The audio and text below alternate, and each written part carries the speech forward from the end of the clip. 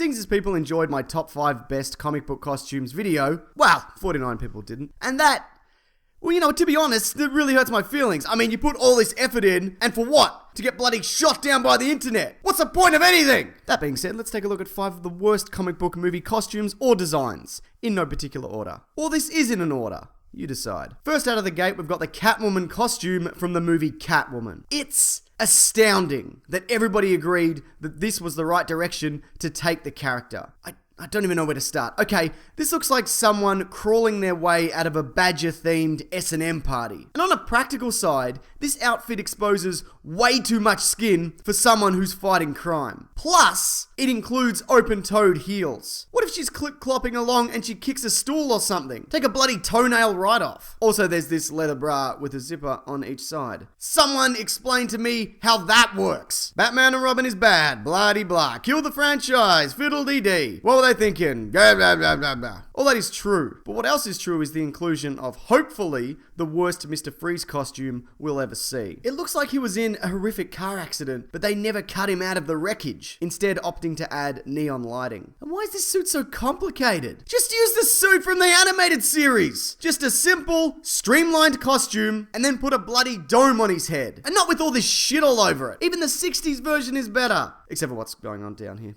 Don't need any of that. The X-Men costumes are very hit and miss, and have been guilty of being pretty bland in general. A notable exception to this, but for all the wrong reasons, is the Juggernaut in X-Men The Last Stand. Now at first glance, this isn't so bad. I mean, he kind of looks like him, and he says his name at one point, so you know that it is him. I'm the Juggernaut, bitch! But then the realization sinks in that they've just put Vinnie Jones in a very unconvincing rubber muscle suit. Also, the helmet, aside from looking like the mortar part from a mortar and pestle, makes me question why he'd even need it. In the comics, it protects him from mental attacks, like from his stepbrother, Professor X. But what purpose does it serve in the movie? The idea of this guy is, you let him run around for a bit, realize he's unstoppable, get his helmet off, and then, you know, give him a stroke or something. But here, it doesn't serve any purpose, and doesn't even function as an actual helmet, as he gets knocked out when he's wearing it. And I know he was depowered, but still, that shouldn't have happened. All this is dumb.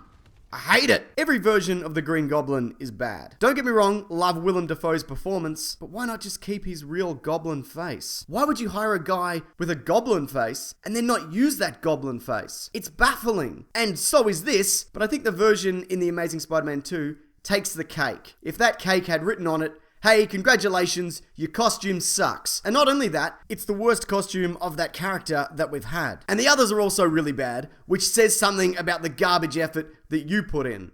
Enjoy your cake, you dickhead. Look, it's weird and gross, and what is this armor? I think it's some kind of exosuit, but there's bits drilled into him? What's the practical application for this? But look, I think we're getting away from what's important here. This all looks terrible, unless it's supposed to be some kind of homage to Evil Ed from Fright Night. In which case, well done, I guess.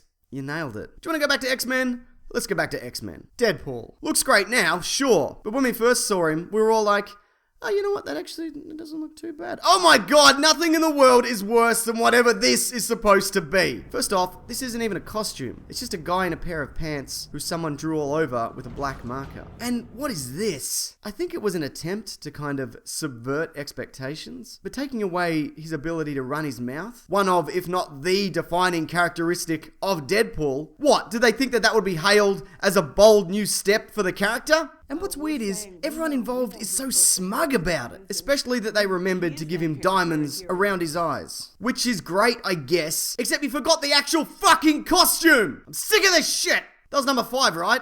Good! I'm done! Thanks everyone. Now if you liked this video on best comic book costumes, along with something else, will be linked below and at the end of this video. Along with my podcast, The Weekly Planet. It covers movies and comics and TV shows, and is considered by many to be a thing that they may consider listening to. But what do you think is the worst comic book costume that we've seen? If you've got one, which I know you do, please feel free to leave it below. Alright, thanks everyone.